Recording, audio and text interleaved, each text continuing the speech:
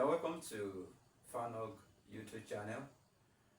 Today we'll be looking at some of these questions that deals with function, and there are two of them. The function f and also the function g. In number two, the function f is defined as follows. You have two parts to this function. Of course, we know that function is a rule, and so the rule says that if you have x less than or equal to 2, the value of f will be 2 minus x. Whereas if you have x to be greater than 2, you have the value of f to be x squared minus 1. And so the question says we should compute or find the value of f at 0 and f at 2 as well as f at 5. So solution.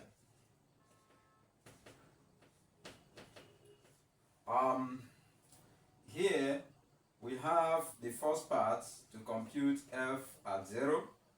Of course, since we have that at 0, you have that 0 is less than or equal to 2.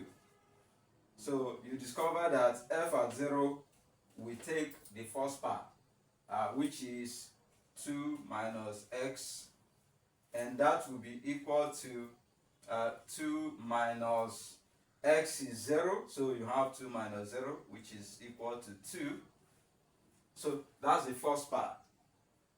The second part has to do with the value of f at 2. So you have that f at 2 will be equal to, of course, you see that 2 also is less than or equal to 2. And that's the first part. 2 is x is 2. So f at 2, you have that your x is 2. So 2 is less than or equal to 2. And so your f will take this first part. And so you now have that f at 2 will be equal to 2 minus the value of x is 2. So you have 2 minus 2, which is equal to 0. So the value of f at 2 is also equal to 0. The last question here says we should find f at 5. Of course, you see that that's at this side because our x is 5. Since you have that 5 is greater than 2, so you discover that your f will take this part. So 5 is greater than 2, so that f at 5 will be equal to x squared minus 1, which is equal to 5 squared minus 1. Okay, and of course 5 squared is 25 minus 1, which is 24. So you discover that f at 5 is 24. So that's question number 1.